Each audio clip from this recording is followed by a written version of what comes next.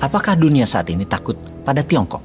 Maka jawabannya adalah iya. Tiongkok berani melanggar banyak hal yang polisi dunia atur dan melarang. Polisi dunia atau negara superpower pemegang world order, Amerika, begitu Tiongkok melakukannya, hanya bisa diam. Apalagi negara seperti Wakanda yang dikelola sangat pragmatis, populis, dan benefit untuk sebagian manusia. Kebijakan yang dijalankannya, ya milih manut Tiongkok. National interest Wakanda bukan untuk negaranya sendiri kesannya, bukan untuk rakyat sepertinya, namun untuk kepentingan sebagian. Wes, rausah diteruske, nanti dibilang nyinyirin Wakanda, padahal ya memang iya. Mau bukti? Tiongkok itu ditakuti dunia, apalagi di Wakanda. Tiongkok menjalankan sebuah operasi, tentunya operasi militer karena kebijakannya dijalankan di luar Tiongkok. Namanya Operation Dragon Net. Alasan Tiongkok adalah mereka membangun jaringan kepolisian di negara lain adalah untuk mengejar para pelaku kejahatan atau criminal law. Polisi Tiongkok mengejar pelaku kejahatan ini di negara lain. Datang ke tempat tinggal mereka di negara manapun, kemudian mengancam, menekan mereka, menyiksa mereka, bawa mereka ke pesawat segera untuk dibawa pulang ke Tiongkok. Untuk melaksanakan hal ini, Tiongkok membangun kantor polisi di negara orang, dan saat ini ada lebih 100 lokasi di 53 negara. Tiongkok memiliki kantor polisi tersebut, dan hal ini sesungguhnya melanggar hukum banyak negara. Yang mengerikan adalah negara-negara tersebut tahu apa yang dilakukan polisi Tiongkok tersebut, namun memilih diam karena takut. Atau negara tersebut melihat dari sisi yang lain, memang melanggar hukum antar negara, mengancam orang, menyiksa orang. Namun karena hal itu dianggap warga Tiongkok, ya banyak negara mendiamkan saja. Namun sesungguhnya hukum suatu negara berlaku di wilayahnya, mau itu warganya sendiri atau warga asing. Tapi karena melihat benefit, yaitu takut investasi Tiongkok berkurang, maka memilih harga diri negaranya dijual saja. Karena itu kita bisa pastikan bahwa kalimat dunia takut dengan Tiongkok adalah benar. Polisi itu dikategorikan penjaga keamanan nasional Tiongkok, dan apa yang mereka lakukan di negara orang tadi, mereka menjadi polisi atas warga Tiongkok di negara-negara tersebut. Ketika mereka melakukan pengejaran terhadap para tersangka, polisi Tiongkok tersebut melakukan hal yang biasa mereka lakukan di negaranya, mengikuti target, kemudian menginterogasi,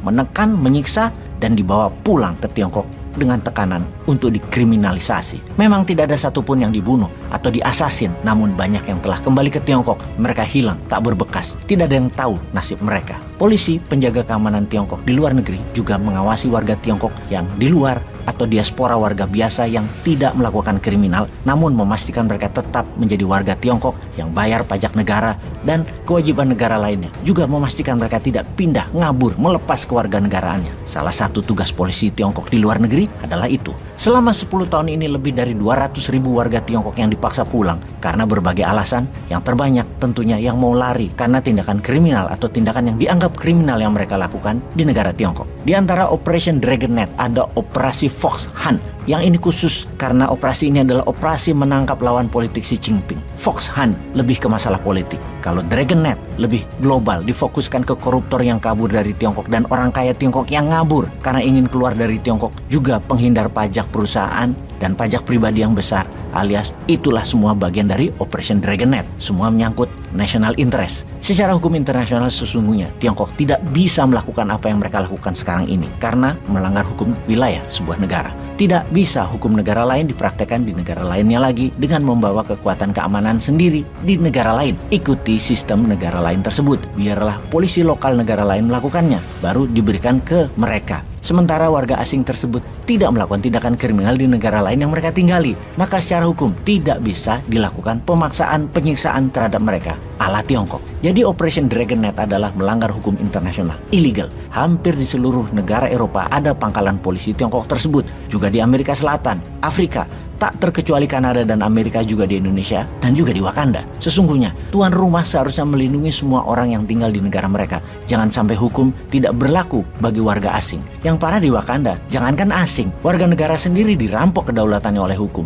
Jadi urusan ada polisi negara lain, ya bodo amat lah. Mau itu warga negara asing yang cari perlindungan politik karena beda pandangan politik, dari komunis ke demokrasi, gak urusan.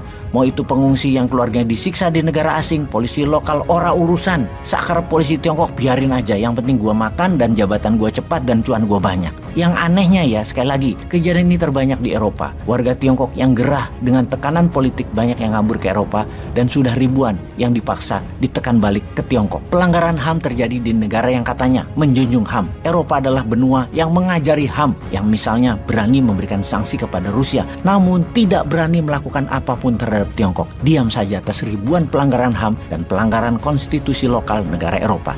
Ini membuktikan mereka, Eropa, takut pada Tiongkok. Oke, apa moral story dari Operation Dragonnet ini? Indonesia kan negara besar, ada baiknya buat juga Operation Eagle Nest atau operasi sangkar elang untuk bawa balik koruptor-koruptor dan bawa balik uang hasil korupsi di negara lain dan tangkap mereka yang tinggal di luar negeri namun kerja menyedot duit Indonesia namun hasilnya dibawa keluar. Ini kalau benar-benar Indonesia punya nyali terhadap koruptor, walaupun koruptor tadi jadi pendukung dalam pilkada, pilpres dan pileg dan punya nyali untuk berhadapan dengan negara lain, kita tiru Tiongkok, tangkepin para penjahat yang di luar Indonesia itu. Sesekali tiru Tiongkok dong, jangan ikuti maunya Tiongkok terus. Kenapa sih susah bener action buat negara sendiri?